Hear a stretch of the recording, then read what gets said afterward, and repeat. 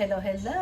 Good morning, good morning! Eto na naman po si Mamita G na handang i-share ang aking mga menu everyday at walang sawang gustong mag-share ng aking mga nalalaman in a my simple little way. Diba? Kumusta na po mga madam? Nakita niyo po ba yung menu yesterday? Diba? Very simple lang naman. Sana po nagustuhan nyo. And then, sana po ay panoorin nyo ulit ang ating bagong menu. Okay? Bless Friday po mga madam. It's weekend again. Ang bilis po ng araw. Hindi po ba? Okay. Sana po ang ating ang ating weekend ay maging maganda. Maging smooth. Diba?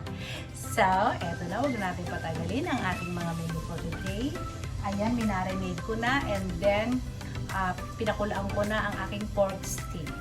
Ito po ang aking style ng pork steak mga madam. So, syempre, ni-slice na natin yan. Diba? From market. Then, in-slice ko po siya again. Para mas, gusto kong nipis at saka kapal ay mismo sa akin. Kasi pangtinda nga po yung ating menu. Hindi po ba? So, ang ginawa ko po, syempre, after natin hugasan, i-drain, and then i-marinate po muna natin at least 30 minutes po. Kung nagmamadali, 20 minutes is okay. At least makapasok man lang po yung calamansi juice, soy sauce, and konting pepper. So, i-marinate po natin siya ng mga 20 to 30 minutes. After that, pakuluin na po natin. So, pakukuluin po natin siya doon mismo sa pinag-marinatan. At ang ginagawa ko pong style para madalian po mga madam, dagdagan nyo na ng tubig. Dagdagan nyo na ng soy sauce, ng tubig, ng konting sugar, pepper, and more calamansi. So, dun mismo sa pinagbabaran, lagyan nyo na ng tubig, ipakukuluan nyo na po siya. So, ito po siya mga madam. Ayan. Pinakuluan ko na po siya. Again, lakasan sa una, and then, pag kumukulo na, hinaan na po natin. Slow cook na po natin siya. So, pag lumambot na po yan, later ay ipa-fry naman natin. So, papakita ko po yan. So, eto naman pong ating pininyahang manok, minarinate ko na siya sa pineapple juice. Okay, and then, dahil kulang pa yun, lalagyan ko pa siya ng pineapple chunks. Dun ko rin mismo siya lulutuin mga madam. Para lasang-lasa po yung ating pineapple. Kaya nga pininyahan, hindi po ba? So, ayan siya, pininyahan. So, kailangan natin siyang pakuluan diyan. Siyempre, may patis na rin po yan. At lalagyan natin ng sibuyas.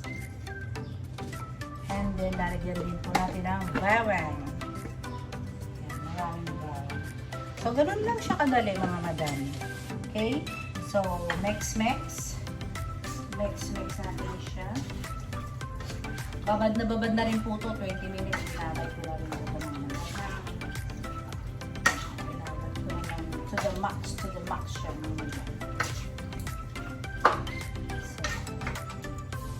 So, nilagyan ko rin siya ng konting sugar. Pero huwag masyadong marami. Mamihan nyo na damihan kasi baka po manikit. Pag may mapabayaan nyo. So, ayan. Bubuksan na natin. Again, lakasan muna apoy. And then, pag kumulong, hinaan. Yan ang ating always technique. Okay? So, ayan po siya. So, babalikan ko po again kayo mamaya. Ayun lang po mga madam. Yung atin pong tawag dito. I'm back. So ito pong ating pork steak na pinakuluan na sa calamansi, toyo, and everything. And explain ko kanina, ay i-drain ko po. And then ipa-fry. Okay? So ang gagawin natin ay ganito. Drain natin siya.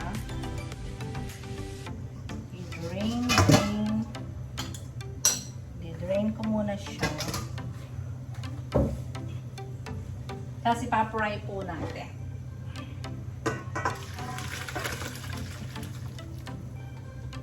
Doon sa pinaglutuan, dito tayo magpa-fry.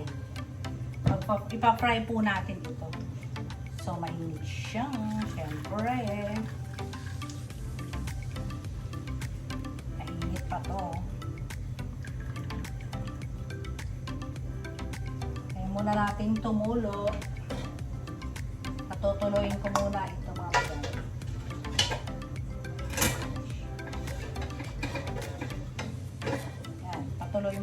natin. I-set aside mo na rin ang sabaw.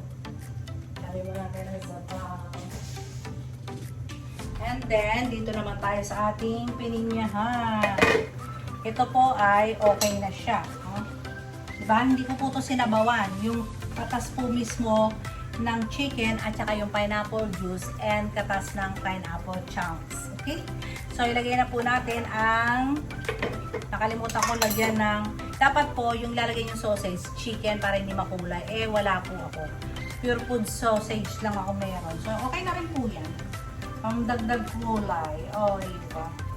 Kukulay yan sa chicken. Dapat po ay chicken hotdog ang ilalagay natin. And ilagay na natin ang gatas. Baka naman, Angel. O, diba? So, lagyan natin ang gatas. Angel Evap. So, yan po lang yung ano. Ganun lang kadali, diba?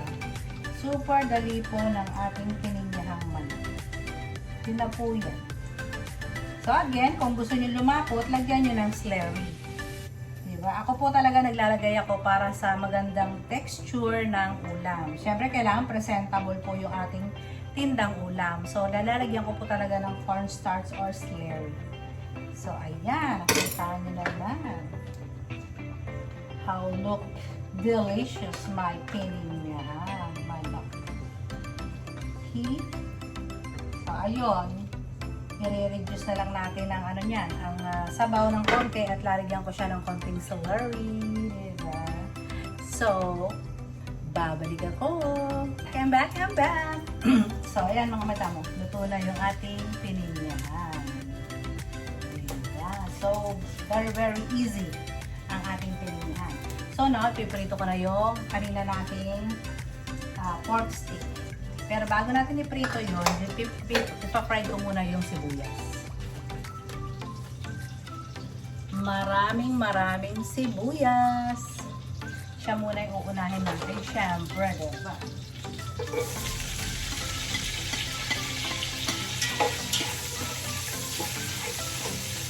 Ano lang, half cook lang natin. Half cook only. And then, iset aside ko na tong para lutuin natin ng gulay.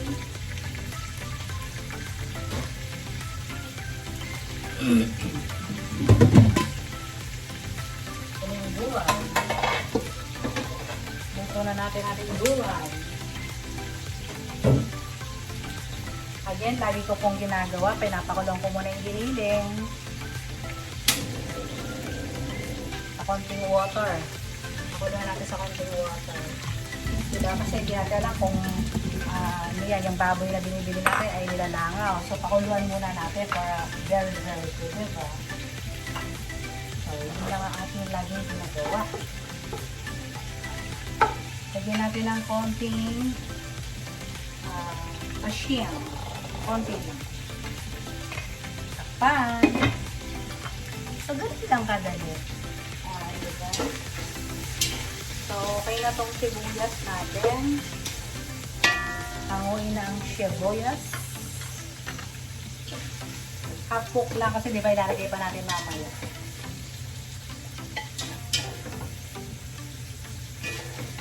Toppings natin, tapos i-mix natin. So, lalambot yan. Hindi maganda. Maganda yung sibuyas, medyo crunchy. Sino may gusto ng ganon? Medyo crunchy ang ating onion, di ba?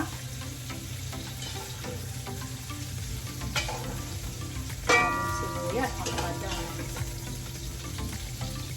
Ito, dami.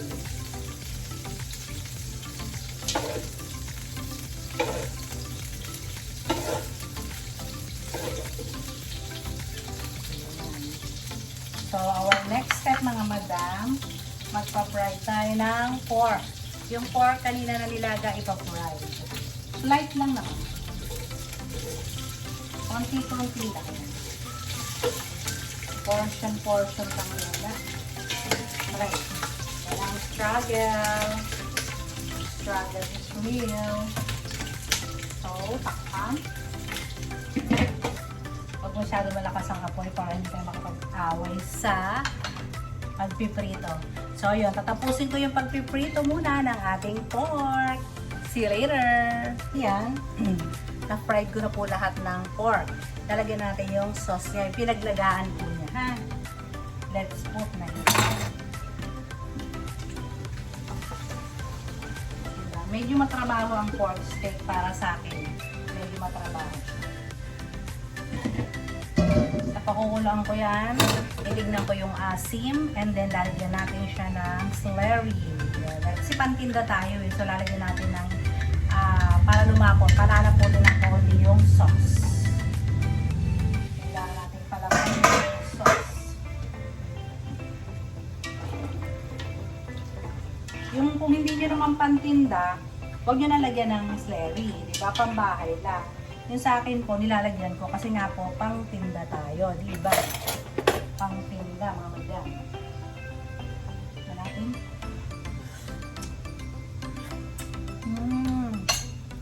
Saktong-sakto po yung a little sugar. Maasim-asim siya. Oh, wow, pero okay na. Magugustuhan naman to ng aking mga suki. Naku, kung andito yung apo ko, tuwan-tuwa na naman yun. Pakuluan ko lang siya and then lalagyan natin yung celery. Ito naman pong ating gulay, ginataang gulay. Nilagyan ko ng luya yung giniling, di ba? Giniling yan. Dapat po may bagoong alamang, nakalimutan ko na So, sorry naman. Lagyan nyo ng alamang okay? So, ang gagawin ko rito, kasi wala akong alamang, magic sarap at patis. Yun. So, ayan, nilagay ko na yung bawang, sibuyas. Dahil na walang alamang, bawang, sibuyas. At may luya po ito mga madam ha. Huwag kakalimutan ang luya. So, ang inuuna ko po mga madam ilagay ay ang kalabasa. Kalabasa po yung ating uunahin kasi matigas ang kalabasa. So, ito yung kalabasa. Ito lang madam. Kalabasa and mamaya na nga yung siya light. So, lagyan natin ang kalabasa.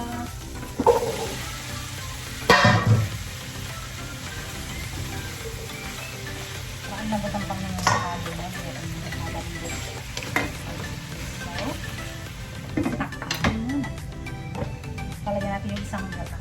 Wait lang. Wait lang, may bumibili po. Hello! I'm back mga madam. So, ayun na ka. Kanina naputol po yung video. Hindi ko lang kung bakit.